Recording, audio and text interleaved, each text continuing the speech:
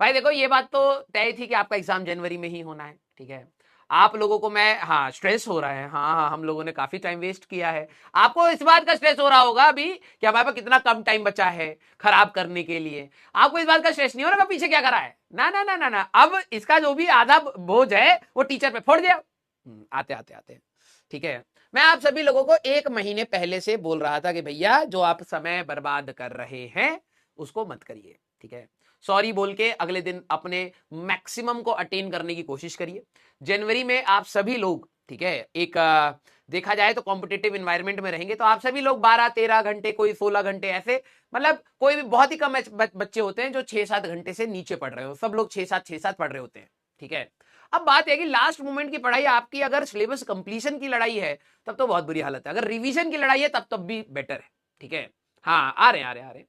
अब क्या सॉरी बोल रहे हो, मैं तो एक महीने पहले से तुम्हें कह रहा था बेटा, जिस दिन नोटिफिकेशन आएगी उस दिन आधे बच्चे हिल जाएंगे। अभी मैं बता रहा हूं अगला झटका आपको कब लगने वाला है, दिवाली के आसपास, उसी के आसपास, अगर हो सके उससे पहले भी, आपकी जब फॉर्म रोल आउट हो जाएंगे, ठीक है। हाँ 11th का क्या करें, आ रहे आ रहे आ रहे, जब आपका फॉर्म रोल आउट होगा अगला झटका आपको तब मिलना है। तीसरा झटका आपको तब मिलेगा जब आपका एडमिट कार्ड आ जाएगा, शिफ्ट कौन सी है, डेट कौन सी है, ठीक है। अब आपके पास जो, हाँ मेरे को सॉरी बोलने से कुछ नहीं होता भैया, रियलाइज इट। मैंने आपको पहले भी बोला था कि मेरे को सॉरी बोलने से नहीं है, वो आपके लिए सेल्फ रियलाइजेशन होना चाहिए, ठीक है। मैं अभी भी कह रहा हूं भाई, मैं अभी भी कह रहा हूं आपके पास कुछ समय है, मैं ये नहीं कह रहा पर्याप्त समय है। वैसे कुछ बच्चे तो दिसंबर से भी करके एडवांस फोड़ते हुए मैंने देखे हैं, ठीक है, ऑनलाइन जर्नी में। लेकिन मैं वही कहूंगा वो तो कुछ ही बच्चे हैं जो बहुत ही ज्यादा अपने आप को होल्ड कर पाए, ठीक है। मैं तो ये मान के चलूंगा कि भाई अगर मैं बोल दूंगा नहीं हो जाता है दिसंबर तक तो मैं आपको झूठी तसल्ली नहीं दूंगा, वो बहुत ही कम केसेस में मैंने ऐसा पाया है। बाकी जितने भी बच्चे हैं उनकी एक लगातार मेहनत है, ठीक है। अब मैं आप सभी लोगों से बोल रहा हूं, देखो भाई आप लोगों के लिए बड़ी दिक्कत आने वाली है, क्यों, क्योंकि आपके लिए सबसे बड़ी दिक्कत है आप, ठीक है। अभी मैच चले, अभी देखो मैंने कितनी बार बोला था कि भाई देखो एक साल के बाद मैच देख लेना, आज तक सारे मैचेस देखे हैं, अगले साल देख लेना मैचेस। सर वर्ल्ड कप तो इतने सालों में आता है, तो अभी भी तूने 2-3 तो देख ही लिए होंगे, है ना। एक छोड़ के अगले में देख लियो, कॉलेज में देख लियो, अच्छे कॉलेज में बैठा होगा जब तू, मोस्ट प्रोबेबली तू फाइनल ईयर में ही होगा जब, ठीक है। तो कुछ चीजों को सेक्रीफाइस करना पड़ेगा, अपनी प्रायोरिटी लिस्ट बनानी पड़ेगी, तुम्हारे लिए इंपॉर्टेंट क्या है। आप लोग एक्चुअली में प्रॉब्लम यह है कि आप लोगों के लिए यही क्लियर नहीं है कि आपके लिए इंपॉर्टेंट क्या है, आपके हर मोमेंट के हिसाब से आप डिसीजन लेते हैं और आप में से वही सिलेक्ट होगा, अब ये कड़वी बात लगे या जैसी भी बात लगे, आप में से वही सिलेक्ट होगा जो अपनी प्रायोरिटीज जानता है कि उसके लिए उस समय के लिए भी क्या इंपॉर्टेंट है और ओवरऑल क्या इंपॉर्टेंट है, ठीक है। हम्म। अब आप में से मैं अभी आपको बता रहा हूं आपकी प्रॉब्लम, सर नहीं देखा अच्छी बात है, ठीक है। मैं ये नहीं कह रहा कि मैच नहीं देखना चाहिए, मैं कह रहा हूं देखना चाहिए, लेकिन अगर आपके लिए अभी एक टारगेट उससे बड़ा है, ठीक है, तो उसके ऊपर आपका ज्यादा फोकस होना चाहिए, ठीक है। मैच देखना गलत बात नहीं है, कंट्री को सपोर्ट करना गलत बात नहीं है, स्पोर्ट्स को प्रमोट करना गलत बात नहीं है, लेकिन अभी आपके लिए उससे ज्यादा भी इंपॉर्टेंट एक बात है, दैट इज योर करियर, ठीक है। एक बार आप बना लीजिए, आप जाके देखिएगा, भाई स्टेडियम में जाके देख लीजिए, अपने पैसों से कमा के टिकट खरीदिएगा और जाके देखिएगा, अपने पेरेंट्स को भी ले जाके दिखाइएगा। लेकिन बात यह है कि आज आपके लिए प्रायोरिटी क्या है, तो अभी आप सभी लोगों के लिए वर्ल्ड कप आने वाला है, ठीक है। तो वो कुछ बच्चों के लिए डिस्ट्रैक्शन है, कई सारे बच्चे उसमें से निकल जाएंगे। मैं कहता हूं हमेशा हाइलाइट्स देखिए, अगर आप बहुत ज्यादा इच्छुक हैं देखने के लिए, हाइलाइट्स देख के काम चलाइए, क्योंकि हमारे लिए प्रायोरिटी में कुछ और चीजें भी हैं जिस पर हमें एनर्जी देनी है, ठीक है। दूसरी चीज, आपके स्कूल के exams, that is not a distraction, but मैं ये कह रहा हूं कि वो भी आपका टाइम लेंगे, apart from this regular routine वो भी आपका टाइम लेंगे, ठीक है। आज की क्लास पहले करने का वन ऑफ द रीजन यही था कि मैं आपसे कुछ चीजों के बारे में बात कर पाऊं, ठीक है।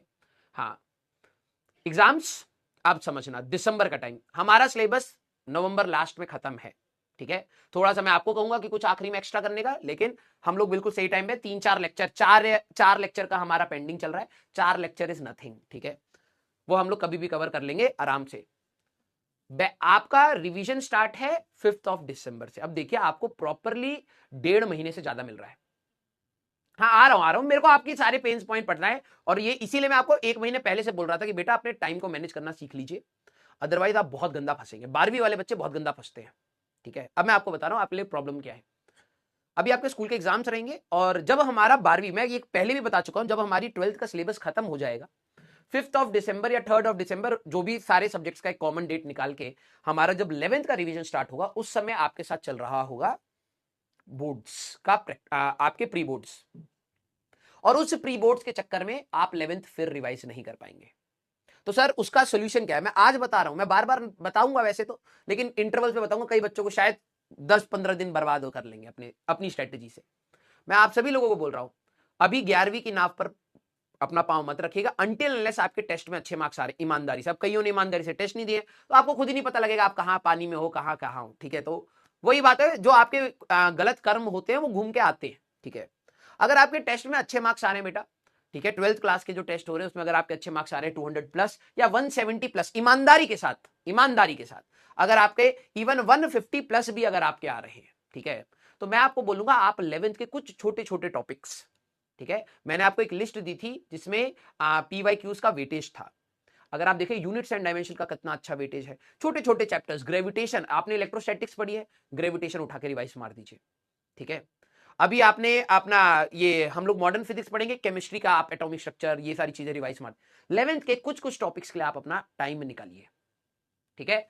जो मैं आप सबके लिए बता रहा हूं, ध्यान से सुनना बेटा, वही बच्चे 11th पर अपना हाथ रखें जिनके 150, 160 या मिनिमम 150 की बात कर रहा हूं। सर मेरे 147 है, मैं क्या करूं, डिसाइड करो। मैं मिनिमम 150 कह रहा हूं, 150 प्लस है, मैं ये नहीं कह रहा प्रॉपरली आप 11वीं, कुछ कुछ चीजें उठाना स्टार्ट कर दो एज पर वेटेज। जो लगता है आपको कि हाँ यार units and dimension, vernier caliper, मैं एक बार वीडियो सर की दोबारा देख लूंगा या नेट पे से देख लूंगा, पिछले साल मैं ऑनलाइन में नहीं था, ठीक है, वहां से अगर मैं कर सकता हूं आप जरूर करिए, ठीक है। अब हाँ सर 100 मार्क, मेरे को रोना, अभी चुप रहो तुम, ठीक है। जब आप 11th की अभी से इनिशिएट करेंगे 150 प्लस, जो 150 से नीचे है सीधे, भले आपके 100 हो, 98 हो, 0 हो, माइनस हो, आई डोंट केयर, अगर आपके 150 से नीचे है आप लोग अभी 11वीं स्टार्ट मत करिए, ठीक है। ये मेरी राय है, अगर आपको सही लगे फॉलो करिएगा, नहीं लगे मत फॉलो करिएगा, जो आपको सूट करे आप उसको जरूर देखिएगा, ठीक है। मैं क्यों कह रहा हूं उसका मैं रीजन बता देता हूं, अगर वो आपके साथ अटैच नहीं होता है मत फॉलो करिएगा, कोई ऐसी बात नहीं है, ठीक है। मैं इसलिए कह रहा हूं क्योंकि आपका 50% सिलेबस क्लास 12th का ही आता है, कंपटीशन में भी, और आपको बोर्ड्स भी देने हैं, ठीक है। अगर आप 12वीं को ही अच्छे से करते हैं तो एटलीस्ट आपका 50% ऑफ द कंपटीशन एक अच्छे कॉन्फिडेंस लेवल पर लेके जाता है आपको। और दूसरी बात, आपका जो बोर्ड्स का स्ट्रेस है 75% से नीचे नहीं आने का, वो आप कंप्लीट कर ले जाते हैं, ठीक है, अगर आप अच्छे से फोकस करते हैं। आप में से कई सारे बच्चे होंगे जो बोर्ड्स को बहुत लाइटली लेते हैं और फिर 75% ना आने के बाद परेशान होते हैं अगले साल इंप्रूवमेंट भरने के लिए, क्योंकि एनआईटी और आईटी दोनों ही मिनिमम 75% आपका मानेगा, ठीक है। तो मैं आप सभी लोगों को बोलूंगा कि बैलेंसिंग इज द की। अगर आप अच्छे से बैलेंस नहीं कर पा रहे हैं तो आप अपने आप को प्रॉब्लम में डाल रहे हैं, ठीक है। हमारा जब 11th का रिवीजन स्टार्ट होगा तो मैंने बता दिया 150 प्लस एंड 150 माइनस के लिए आपको क्या करना है। 150 माइनस कोशिश करिए जिस दिन हमारा 12वीं यहां पर खत्म हो उस दिन आपका भी खत्म। अब वो कैसे आपको प्लान बनाना है वो आप बनाएंगे। जिस दिन हमारी 11th स्टार्ट होगी उसी के पैरेलली आपके प्री बोर्ड स्कूल में स्टार्ट होंगे। अब प्रॉब्लम ये होती है, आपने 12वीं कराते समय मस्ती करी जो आपने 11वीं में भी करी, 11वीं भी गई 12वीं भी गई। जब प्री बोर्ड्स हो रहे हैं, जब हम 11th का रिवीजन कराने की तैयारी कर रहे हैं, तब आप कह रहे हो सर अभी तो स्कूल में प्री बोर्ड है, मेरे मार्क्स नहीं आएंगे तो मेरे घर वाले मारेंगे। वो तो मारना भी बनता है तुम्हारे को, क्यों करा तुमने समय खराब। सवाल पूछ लो तो ईगो हट हो जाएगी आप लोगों की। चलो मैं सवाल नहीं पूछता हूं, वो तो आप खुद ही इंट्रोस्पेक्ट करिएगा, ठीक है। उस समय अगर आप प्री बोर्ड्स के चक्कर में फिर 12वीं पढ़ते रह गए तो जेई मेंस बन गया आपका हाथ से, ठीक है, क्योंकि आपके स्कूल में 2 प्री बोर्ड्स होंगे और प्रैक्टिकल्स होंगे, ठीक है। तो आपको यह रखना है कि दिसंबर से पहले मेरी पूरी 12वीं तैयार हो विद डेरिवेशंस। फिजिक्स की बात कर रहा हूं, सारे सब्जेक्ट्स की। आपकी एनसीईआरटी वाला, मैथ्स के एनसीईआरटी इंपॉर्टेंट है, केमिस्ट्री की इंपॉर्टेंट है, फिजिक्स की उतनी important numerical point of view से नहीं है, लेकिन अगर आप नोट्स पढ़ रहे हैं एक बार एनसीईआरटी जरूर रीड करिएगा, ठीक है। आप क्वेश्चन लगाना चाहते हैं लगा लीजिए, क्योंकि उसके क्वेश्चन उस टाइप के क्वेश्चन ना ही बोर्ड्स में आते हैं ना ही कॉम्पिटिशन में आते हैं, जो बैक एक्सरसाइज के सवाल है, ठीक है। जब यहां पर 11 स्टार्ट हो तो आपकी भी 11 स्टार्ट होनी चाहिए। आपके पास मोर देन 45 डेज है। अब मैं आपको रियलिटी बताता हूं, पॉजिटिव साइड। जब हम लोग क्रैश कोर्स पढ़ाते हैं तो हम लोग 73 डेज में, अप्रोक्सीमेटली 73 डेज में हम लोग पूरा 11th एंड पूरा 12th का कवर करते हैं, ठीक है। और क्रैश कोर्स से भी सिलेक्शन होते हैं, पढ़ने वाले बच्चे का हर जगह से सिलेक्शन होता है। आप ये मान के चलिएगा आपका 45 डेज, अगर 73 की बात करें तो 40 डेज के आसपास 11th कराई जाती है और बाकी दिन हम लोग 12th को कवर करते हैं, क्योंकि 11th का पोर्शन थोड़ा स्लो चलाया जाता है। आपको फिर भी, हाँ भाई, कुछ दिन तो आपको भी रिवीजन के लिए चाहिए होंगे ना, कुछ दिन तो आपको भी रिवीजन, 3-4 दिन तो मैं ये मान के चलूंगा आपको भी रिवीजन के लिए चाहिए होंगे। मैं तो 20 तारीख तक मान के चल रहा हूं, 20 फरवरी तक वैसे तो हमारा प्लान 1 मंथ का है, लेकिन हम लोग फिर भी आपके कांटेक्ट में रहेंगे, कुछ कुछ और टॉपिक्स को रिवाइज कराते चलेंगे। लेकिन मैं कह रहा हूं फिर भी अगर हम लोग 11th के रिवीजन को 40 डेज भी देते हैं, मोर देन सफिशिएंट होता है। फिजिक्स केमिस्ट्री मैथ्स 2-2 घंटे की क्लास है और 6-7 घंटे की अगर आपकी स्टडी है मिनिमम, आप 11th को बहुत अच्छे से तैयार कर सकते हैं। लिटरली बता रहा हूं, बहुत अच्छे से तैयार कर सकते हैं। जो आपका कंपटीशन है ड्रॉपर्स, ठीक है, उनका सिलेबस ही जनवरी में खत्म होगा। 1 टाइम उनको रिवीजन का टाइम नहीं मिलेगा। आपका 12th बोर्ड्स के चक्कर में आपने अपना स्ट्रांग बना लिया अगर, और दिसंबर में जब आपकी प्री बोर्ड चल रहे हैं तो आपने अपनी बोर्ड्स के ऊपर जो इन्वेस्ट कर रखा था नवंबर से, बस आप उस बेसिस पर अपने प्री बोर्ड्स को दे रहे हैं। थोड़ा बहुत नो डाउट अपने और इनपुट्स डाल रहे हैं, लेकिन मेजॉरिटी इनपुट्स आप 11th क्लास के रिवीजन पर डाल रहे हैं, ठीक है। तो आप लोग 11th फर्स्ट अटेम्प्ट में ड्रॉपर्स को एक अच्छा टक्कर दे पाते हो, 12th क्लास का बच्चा, ठीक है, क्योंकि बिल्कुल 12th फ्रेश है। वो बच्चा भी सैचुरेटेड आउट होता है, क्योंकि वो 11 12 पूरे 7-8 महीने में लगातार पढ़ रहा है, रोज सुबह से लेकर शाम तक पढ़ रहा है, तो वो भी सैचुरेटेड आउट होता है, उसका भी बैकलॉग होता है। ये नहीं कि सर जनवरी 10 को तो उनका खत्म हो जाए, तो खत्म तो कई बच्चे कर ही नहीं पाते, उनका तो बैकलॉग होता है। वो आपको तगड़ी फाइट मारेंगे जेई मेंस 2 में, वहां आपके पसीने छूटने वाले हैं। क्यों? जैसे आप जेई मेंस 1 देंगे उसके बाद आपके फाइनल प्रैक्टिकल्स होंगे। फरवरी में मोस्ट प्रोबेबली आपके एग्जाम होना स्टार्ट हो जाएगा फाइनल बोर्ड्स का। उस समय बहुत ही कम बच्चे ऐसे होते हैं 12th क्लास के जो कॉम्पिटिटिव पढ़ पा रहे होते हैं। स्ट्रेस होता है, ठीक है, पढ़ते हैं, लेकिन उस इंटेंसिटी वाली बात कर रहा हूं, उस इंटेंसिटी से नहीं पढ़ पाते हैं। आपका पूरा डिरेल हो जाता है। 12वीं क्लास का बच्चा पूरा थोड़ा सा डिरेल हो जाता है। डिरेल कहने का मतलब रास्ते से थोड़ा सा हटने के बाद जंग खा जाता है। वो वापस आएगा तो फिर से फ्लो बना ले जाएगा। अब आप ये समझना, जेई मेंस 2 आपका 1 अप्रैल से डेट दे रखी है, ठीक है। अगर फरवरी में भी अगर आपका, मैं मानूं फरवरी 20 के आसपास से भी आपके बोर्ड चलते हैं, तो ये तो 15 मार्च तक तो जाएंगे ही जाएंगे, है ना। 15 मार्च मैं फास्ट ट्रैक की क्यों बात करूं भाई? मेरे को आपकी रेस्पॉन्सिबिलिटी दी गई है तो मैं आपकी बात करूंगा। फास्ट ट्रैक की जिसको रेस्पॉन्सिबिलिटी दी गई है सर उसके हिसाब से उनको प्लान बताएंगे। हमारा जो काम है, मैं आपकी बात कर रहा हूं। मैं फास्ट ट्रैक 2.2 3.2 के बारे में बात नहीं कर रहा, मैं 1.2 के बारे में ही बात करूंगा, ठीक है। 15 फरवरी से सबके स्टेट बोर्ड अलग अलग डेट पर होते हैं, ठीक है। कईयों का 7 फरवरी है, किसी का 15 है, ठीक है। हाँ, मैं आपको वही कह रहा हूं, मैं टेंटेटिव लेके चल रहा हूं, क्योंकि इसमें बहुत सारे, कोई आईसीएससी बोर्ड में के भी बच्चे होंगे, स्टेट बोर्ड के भी होंगे, सीबीएसई के भी होंगे, टेंटेटिव, ठीक है। 24 से लेके आप ये मान के चलिए आपका 1 तारीख तक ये हुआ। फर्स्ट वीक ऑफ फरवरी, ध्यान से सुनिएगा, फर्स्ट वीक ऑफ फरवरी आप प्रैक्टिकल्स में कहीं ना कहीं ऑक्यूपाइड रहेंगे। सेकेंड वीक ऑफ फरवरी आपको मुश्किल से 1 हफ्ता मिलने वाला। कई बच्चों के साथ मेरे को अब स्ट्रेस हो रहा है ठीक है, वीक तो पढ़ना मत बेटा, अगर तुम वीक पढ़ोगे तो कुचल देंगे लोग तुम्हें। अब स्ट्रांग बनने का ही एक ऑप्शन है, समझ रहे हो। हाँ, ध्यान से सुनिएगा मेरी बात, बहुत कम टाइम मिलेगा। हाँ, आप सब लोग अपना डेट लिख रहे हैं, बहुत कम टाइम मिलेगा अचानक से कॉम्पिटेटिव मोड से सीबीएसई मोड में जाने में, या अपने बोर्ड्स के मोड में जाने के लिए। मिनिमम 75 या टॉप 20% में आपको आना है, ठीक है। वो मान लेते हैं कि 15 मार्च तक मोस्ट प्रोबेबली सभी का अराउंड इसी के आसपास खत्म हुआ, सिर्फ 15 दिन मिले फिर से जेई मेंस, अचानक से हट के जेई मेंस पे आना है। देख रहे हो आपके लिए क्या स्ट्रगल है। और मैं आप सभी लोगों को स्टार्टिंग से पता है, उस चीज की ना कहते हैं ना वैल्यू नहीं होती, ठीक है। स्टार्टिंग से मैं इनडायरेक्टली यही हिंट कर रहा था। जब दूसरा बार आएगा ना, फॉर्म रोल आउट होगा, उस समय आपको यही जो चीज मैं बोल रहा हूं सारी क्लियर होती हुई दिखेंगी। कभी इधर कूदोगे, कभी उधर कूदोगे, कभी इधर कूदोगे, कभी उधर कूदोगे।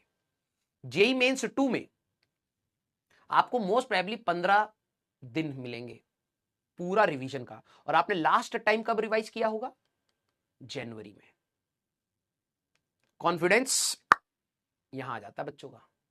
1 हफ्ता तुम पढ़ाई छोड़ दो, ऐसे हो जाते हैं कॉन्फिडेंस। सर मैं फॉर्मूले भूल रहा हूं, सर मैं डायग्राम भूल रहा हूं, सर मैं ग्राफ भूल रहा हूं, सर मैंने क्वेश्चन प्रैक्टिस नहीं करी, सर मैंने थ्योरी रिवाइज नहीं करी। ये आता है जेई मेंस 2 तक। जो आपका दूसरा कंपटीशन था ना ड्रॉपर, वो ऐसे रगड़ के पढ़ रहा होता है, ठीक है, ऐसे रगड़ के पढ़ रहा होता है, क्योंकि उसके ऊपर कोई बोर्ड वोर्ड की कोई नौटंकी नहीं है, ठीक है। वो जेई मेंस 1 में आपसे पीछे था, रिवाइज नहीं कर पाया था, लेकिन जेई मेंस 2 तक आपको टक्कर देने के लिए तैयार हो जाता है। JEE Mains 2 will be tough. अब मैं आपको बोल रहा हूं सर डर लग रहा है, तो भाई देखो यहां पर वही बात है, यहां पर हमारे पास ऑप्शन डरने का ही नहीं। अगर तुम्हें करना है तो तुम्हें पता है कि करने के लिए लड़ना पड़ेगा, डर के तो तुम नहीं कर पाओगे। अब मैं आपको आपकी शक्तियां बता रहा हूं। जेई मेंस 1 में फोड़ दो।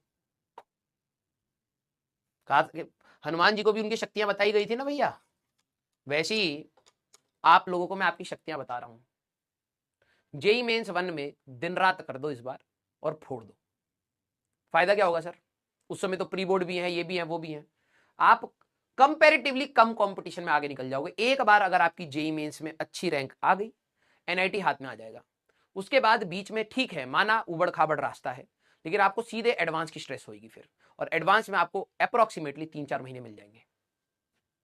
यही आपके पास अच्छा रास्ता है। अब आप में से कई सारे होंगे सर मैं तो बहुत ज्यादा स्ट्रेस में था, जेई मेंस 1 में नहीं दिया, या मैं 2 को टारगेट कर रहा हूं। आप कर सकते हैं, लेकिन अगर मैं आपको रास्ता बताऊं जो बेटर है, जहां पर आप लड़के जल्दी निकल सकते हो उस बवाल में से, वो यही है जेई मेंस 1। प्रयास का 2.0 हो, 3.0 हो या 1.0 हो, जनवरी के आसपास सिलेबस खत्म होगा। ठीक है, जनवरी के आसपास सिलेबस खत्म होगा आप सभी लोगों के लिए। उस समय तक आपका भी 11th खत्म, उनका भी 11th खत्म, आपका भी 12th खत्म, उनका भी 12th खत्म। ठीक है, आप लोगों के पास अभी रिवीजन का टाइम है। आप 12th को रिवाइज अच्छे से कर पा रहे, वो बैक टू बैक क्लासेस में रिवीजन नहीं कर पाते, उनका भी बैकलॉग होता है, आपका बैकलॉग नहीं होगा। 15 जनवरी 20 जनवरी तक आपका कोई बैकलॉग नहीं होगा, आप मेजोरिटी निपटा चुके होंगे, तो आप मेंटली उनसे आगे हो जाते हो, और वही मैटर करता है। क्लियर? अब देखो भाई, यहां की जर्नी, इसके बाद सेकंड गियर हमारा लगेगा जब जिस दिन आपकी फॉर्म भरने की डेट आई, उस दिन मैं आपसे बात करूंगा।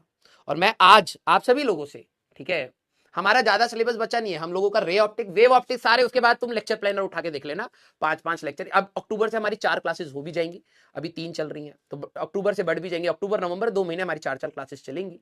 ठीक है, और मैं आधा घंटा थोड़ा सा 15 मिनट एक्स्ट्रा करके इसको कवर अप कर लेंगे हम लोग। हमारा 12वीं का ज्यादा सिलेबस नहीं है। ठीक है, मेक योर प्लान्स, ठीक है, और डोंट वेस्ट टाइम, नहीं मिलेगा आपको वापस। इसके बाद आपकी जर्नी ऊबड़ खाबड़ है, टफ नहीं है, ऊबड़ खाबड़ है, दिक्कत होती है बस। ठीक है, हर चीज को बैलेंस आउट लेके करेंगे। बोर्ड्स को भी आप अपने इक्वल इंपॉर्टेंस देंगे, ये नहीं कि सर मेरा तो जाना ही आईआईटी में, 65 आ गई ना एक बार, सोचते रहिए तुम। ठीक है, हर चीज इक्वली इंपॉर्टेंट है, हर चीज को इक्वल इंपॉर्टेंस देंगे हम लोग। ठीक है, और कोशिश करेंगे कि हम लोग हमेशा ग्रो करें, अपना समय बर्बाद नहीं करें। 4 क्लासेस पर डे नहीं बेटा, हमारे पास सैटरडे भी इंक्लूड करा जाएगा, आपकी 2 क्लासेस पर डे होंगी, और 6 डेज, अभी फ्राइडे तक आपकी क्लासेस चल रही है, सैटरडे नहीं होती है जनरली तो हमारा सैटरडे भी इंक्लूड रहेगा। क्लियर बेटा? प्लीज, आप लोगों को ना एक वर्ड मिल गया है बहुत आसानी से बोलने के लिए, आप लोग शायद उसकी गंभीरता समझते नहीं है, सुसाइड वर्ड। ठीक है, जो बच्चे यूज कर रहे हैं ना इसे, प्लीज डोंट डू दैट। ठीक है, मैं उस पर बोलना नहीं चाहता हूं अभी। हाँ, ठीक है, यस, कर करा जा सकता है, बिल्कुल, यहां से निकला जा सकता है, बिल्कुल सर, अच्छी रैंक मिल सकती है, बिल्कुल, लेकिन बात यह है कि बस एस्पिरेशंस नहीं होनी चाहिए। हाँ, हमें मिलना चाहिए, हमें होना चाहिए। ठीक है, आपको मेहनत करनी पड़ेगी भाई, 1.5 साल मैं बार बार आपको नहीं वो करूंगा, इस चीज पे करना पड़ता है, कार्य भी है, लेकिन मैं चाहता हूं कि आप भी कब कदम पे अपने पैरों पे चलना स्टार्ट करेंगे, कब आप समझेंगे कि ये आपका स्ट्रगल है और आप ही को इसको फाइट करना है। मेरे बोलने से हो सकता है आपके 3-4 घंटे, या हो सकता है 1-2 दिन मैक्स टू मैक्स आपके आरामदेह हो जाए, लेकिन एट दी एंड आप वापस उसी गड्ढे में कैसे गिर जा रहे हो, वापस उस मेंटेलिटी में कैसे आ जा रहे हो कि यार बड़ा दिक्कत है, हमें तो ये प्रॉब्लम है, हमें तो ये सेक्रीफाइस है, हमें तो ये करना है। ये वापस कौन ला रहा है आपको? हम लोग ला रहे हैं, आपके दोस्त ला रहे हैं, एट द एंड आप ही ला रहे हो। नहीं सर हमारी तो सिचुएशन ऐसी, अरे भैया तुम 18 साल के भी नहीं हुए अभी, सिचुएशन की तो बात ही मत करो तुम। ठीक है, सिचुएशन इससे भी टफ आएंगी लाइफ में, तो यही ऐसी गिर के मरे मरे रहोगे क्या हमेशा? नहीं सर हमसे तो होगा नहीं, हमारी तो ये प्रॉब्लम, हमारी वो प्रॉब्लम। उठो और करो, तुम्हें और कोई करके नहीं देगा, तुम्हारे साथ हो सकते हैं कुछ लोग खड़े, लेकिन करना तुम्हें ही पड़ेगा। तो ये रोने वाली मेंटालिटी जो है ना आप लोगों की, वो थोड़ा सा चेंज कर लो, अदरवाइज अगले साल मिलेंगे फिर से बैच में, रोते रहना, हम फिर से सुनेंगे, और यही बात बोलूंगा मैं फिर से। ठीक है, डमी स्कूल्स बेटा झटका लगने वाला है, तैयार रहिएगा। देखो भाई, मैंने ना तो डमी लिया था अपने टाइम पे, मैं आपको वही राय दे पाऊंगा जो मैंने लाइफ में फील करी है, मैं हमेशा वही देता हूं। ठीक है, डमी वालों का बस मैंने एक चीज देखी है, अब वो हो सकता गलत भी हो सकता सही भी हो, उनको बहुत ज्यादा दिक्कत होती है थ्योरेटिकल एग्जाम लिखने में। अब मेरे को नहीं पता कितनों के लिए सही है। ठीक है, डमी वालों के लिए तो मैं यही बोलूंगा भैया कि आप अपने स्कूल को बोलिए कि भैया हमारे टेस्ट लेना स्टार्ट करो, लिखने की हमें आदत हो, बस यही कह सकता हूं मैं। नहीं तो आपके ना कलम नहीं चलेगी, आपको पता ही नहीं होगा कि आप करके तो पूरा आए हो। 65% क्यों आ गई सर? क्योंकि आपने ध्यान ही नहीं दिया कि आपको डायग्राम भी बनाना है, ध्यान ही नहीं दिया लेबलिंग भी करनी है, ध्यान ही नहीं दिया कटिंग करके उसके ऊपर नहीं लिखना है, ध्यान ही नहीं दिया आंसर आने के बाद मार्क करना है, ध्यान ही नहीं दिया गिवन डेटा क्वेश्चन का लिखना है। ये सारी चीजें निकल के आती है वहां पर, ठीक है। तो प्लीज आप अपनी प्रैक्टिस उस चीज पर भी ध्यान रखिएगा। आपका जो कंप्यूटर वाला कंप्यूटर साइंस का और उसका जो सपोर्ट की बात है वो मोस्ट प्रोबेबली आपके दिसंबर से ही स्टार्ट हो जाएंगी। एक बार हमारा 12th वाला पार्ट खत्म हो जाएगा, जिनको देखो खुद से अगर आप तैयार करके रख रहे हो तो अच्छी बात है, उस टाइम को आप 11th में यूटिलाइज कर पाओगे। अगर आप कहो कि नहीं भैया हमें उसी समय हम पढ़ना ही अब इससे स्टार्ट करेंगे, तो वही बात है, स्कूल गोइंग वालों ने कुछ तो पढ़ा होता है, सीएस का, फिजिकल एजुकेशन का, जो भी एक्स्ट्रा आपने लिया है। डमी वालों ने बिल्कुल ब्लैंक होते हैं, पीसीएम वही चल रहा है और उसमें भी अच्छे से नहीं चला रहे हैं, दिन भर सो रहे हैं, लंबा लंबा सोच रहे हैं पढ़ेंगे लेकिन कुछ कर नहीं रहे हैं, तो वो रहता है इशू, ठीक है, वो रहता है। तो जितने भी स्कूल गोइंग है आपको अब बेनिफिट पता लगेगा, ठीक है।